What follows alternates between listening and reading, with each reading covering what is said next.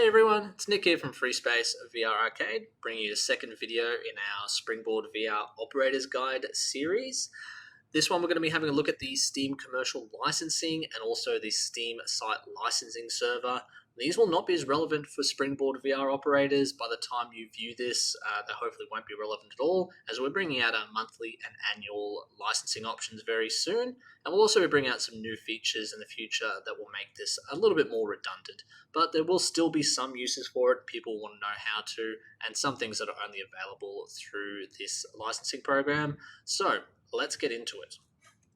We're going to be starting here at the partner.steamgames.com URL. So this is for Steamworks. What you're going to need to do to be able to use this system is you need to set up two accounts, two brand new accounts I recommend. I'll show you why in a minute. One's going to be your master account. For me, this is my FreeSpace VR. You'll also need one will be for the server. So I literally just call that FreeSpace server. You can do that through here. Let's go to Join Steamworks and create those two separate accounts there. They need to have separate emails and everything as well. Once you've done that, you can come back to here. I'm going to log in with a dummy account just to start with, just so you can see what it looks like the first time you log in. What you're going to do when you log in with your master account on here is you're going to need to set it up on the Steam PC Cafe program. It's on this link. If you can't see it there, just go to the dashboard. You'll have the sign up option here. If this is an account that has things purchased on it, you'll get this error. This is why setting up brand new accounts is really essential. All right. We're going to come back, show you one, my one that I use. So that's my FreeSpace VR. This is my master account. This is the one that I purchased my commercial licenses on. When you got yourself set up, this is a bit more what it's going to look like. A couple of things we're going to have a look at here in a minute. First of all, I'm going to show you what a commercial license actually looks like on Steam. To do that, we're going to go to steamcommunity.com. You're going to go to the store here and click on that one. And we're going to have a look under here under games and go to PC Cafe Games on Steam. Now this should only show up things that have commercial licensing. It doesn't always work this way, unfortunately. Take Pavlov for instance here. If I go into there, there's no commercial licensing available. I'll show you in a second what you should be seeing there. I'm not sure why this is. It's just a weird Steam thing. I'm going to use Superhot and Tilt Brush as a couple of examples because they're slightly different.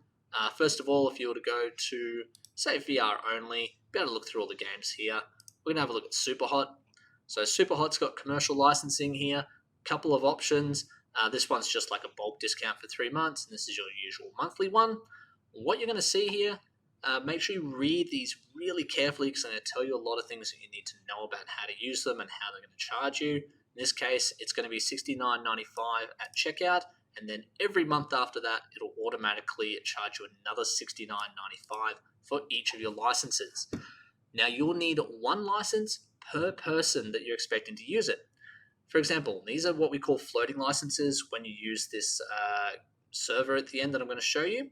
If I was to buy 2 of these, the first 2 people at my arcade that are using it would be able to. The third person who tries to would not be able to. So there would not be a third key for them. It's a little bit different to our floating license program, Springboard. Ours does not have that limitation, which is really great. Once again, I'll put some links in the description for how that's all going to work as well, which makes it a little bit easier. Getting back to the Steam commercial licensing, there is another option as well. Some of them don't keep charging you.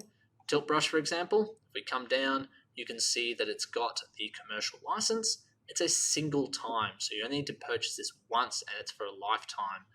You can see there's nothing about renewing. In this case, it's $56.95 per seat.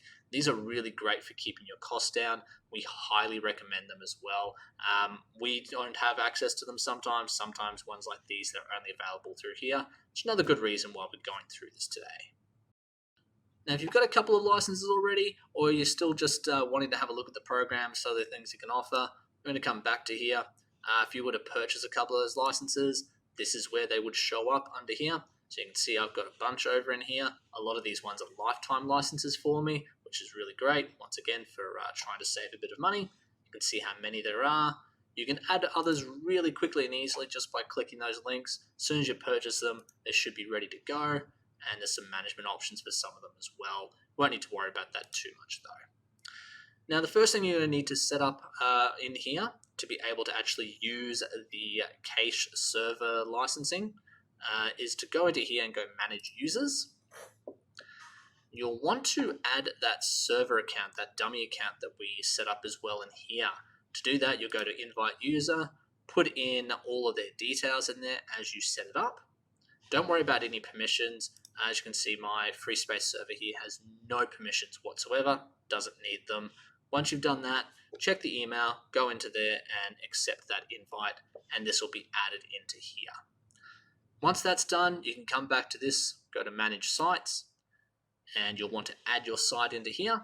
So just going add new site, fill in your details, set yourself up as a VR arcade. There is this list option or directory option. I don't really know what the directory is, to be perfectly honest. It's something people are meant to be able to search, but I don't actually know what adds it, but any extra advertising is always good. So I've put that in there. The next thing you're going to need to do, so I'm just going to remove this one from mine so you can see. This is what yours will look like when you first add it. There'll be a key here. Click on that, and you'll be able to select that dummy server account that you added before here. I'm just going to click on that one, adds it in. Pretty much from this point, we are all ready to go and actually add the site server onto our main computer. Now, to set up this site server, you'll go to Dashboard and press this download site server link. So click on that one, it'll start downloading. It's a really small zip file, only about 1 meg. This is what you're going to get. You'll extract that. Once again, making sure this is on one of your central computers that's linked up to everything, and it'll extract just these 2 files. It's really small. As soon as you open up this Steam CMD, it's going to download the rest of the files that it needs. I also recommend that you install this, as I said, to your central one, but make sure it's on whichever hard drive is the fastest and has plenty of space. You may want to get an entirely new hard drive for this. Make sure it's like an SSD. The faster that is, the faster all your other computers are going to be able to download from it as well, which is really important and a big feature about using this. Once that's done, it'll come up into here and it'll start to go through the login and everything. So we'll select our language. I'm not going to log in on this one. I'm going to log in on my main computer. So we're just going to swap over to that one. So here we have it all ready to go. So this is your server dummy account that you're putting into here. I want to remember my password so it logs in automatically all the time. Once that's done, this is what you're going to see. Really clean. They actually only put this in very recently, which is great. Before, it just used to be this really useless command prompt here, which told you nothing. So this is fantastic to see. It seems like they're putting a bit of extra effort in. Eventually, you'll start to see your servers populate in here, which is how you know they're connected. I'll have a look at that in a second, though. Right now, we're going to have a look at how to set up the content cache. Under settings here, go to the content cache. This will be blank for you to start with. Mine's already set up. I'm just going to go edit to show you what I put in. So enabled the cache on here, set up the location. Please create a new folder to put this into. It downloads lots and lots, tens of thousands of little folders and files everywhere. If you just leave them a D, they'll clutter the whole thing up. So create a new folder and put it into there. Set your max size. Set the port. Port 80 for me is clear and works, so that's why I've set that onto there. And do enable the P2P as well. This will make things a little bit faster and save you more bandwidth. Don't worry about this option down here. This is only for really advanced users. 99% of us won't need to use that at all. From this point, you'll probably need to click restart. I'm not going to, so I've already got it set up. And this is what you're going to see when it's done.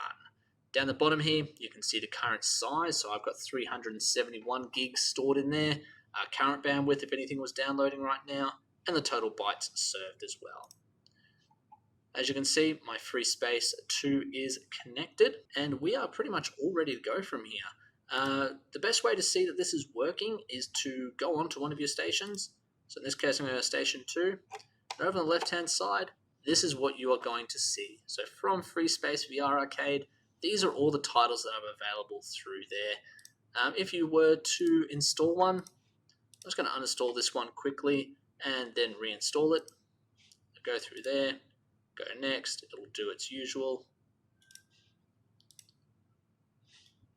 should download really quickly because it's coming through our cache licensing there, which is fantastic. That's what we want to see.